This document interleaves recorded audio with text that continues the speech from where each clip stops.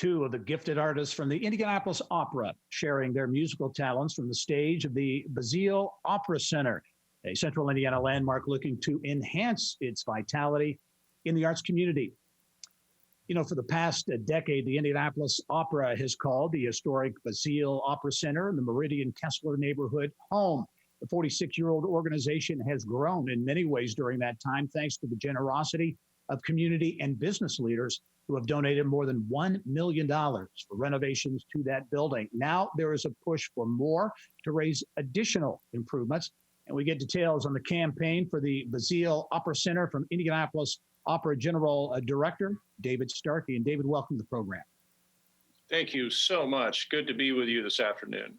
Yeah, we want to talk about the campaign, but first, the history, the heritage of the Indianapolis Opera, nearly 5 decades. But even during this pandemic and in challenging times, these past several years, things have been going pretty well for the opera.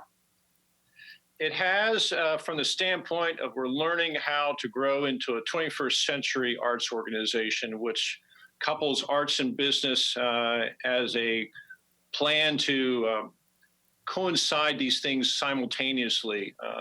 We're coming out of some very 20th century business models.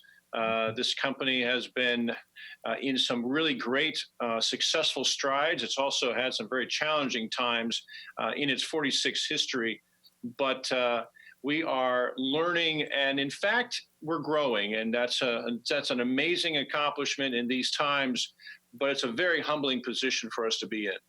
Yeah, it really is an amazing story, and again, in these challenging times.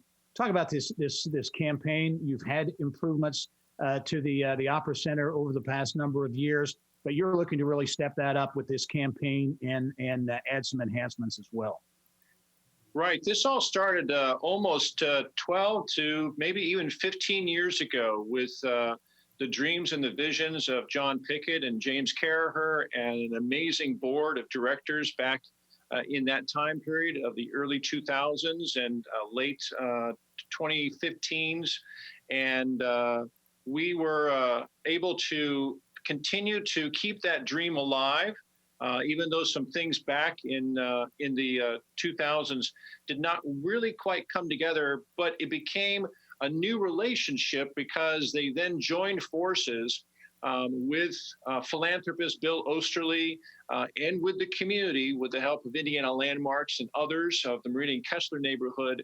And what happened was considerably what seemed to be failure back then has been actually the building blocks for us to be able to arrive to this time now where we are on the verge of being able to solidify the funding through our amazing funders of the Lilly Endowment and the Clues Family Foundation, Alan Whitehall's Clues, and now also some major philanthropy contributors in our community that have been alongside us.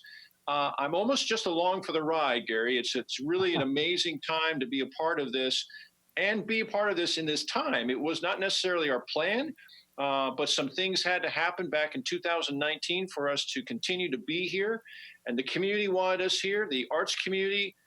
It's really just a growing dream that is going to really come together.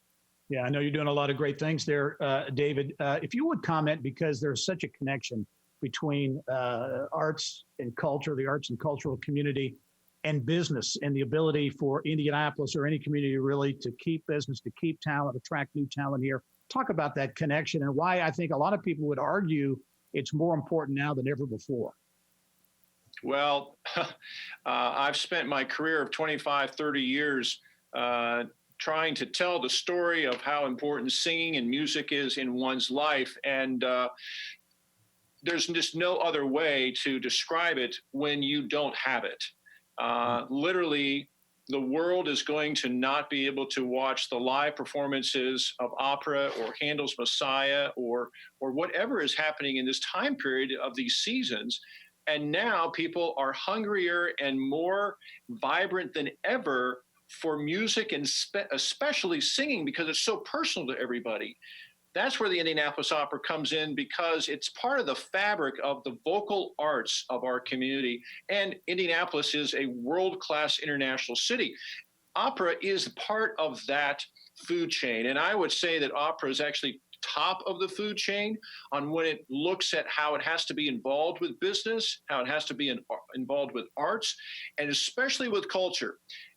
Opera is the cultural diversity art form. We talk about and sing about and do presentations about stories from literally every single culture around the world. And that is the opportunity that we are absolutely needing to embrace, not only from culture, but also 21st century practices in business and arts simultaneously. David Starkey is the general director of the Indianapolis Opera. David, thanks for joining us. A lot of great things going on at the Opera. I know this campaign is going to lead to even more improvements. Thanks for joining us. Thank you so much, and have a wonderful holiday season. All right, thanks. You too.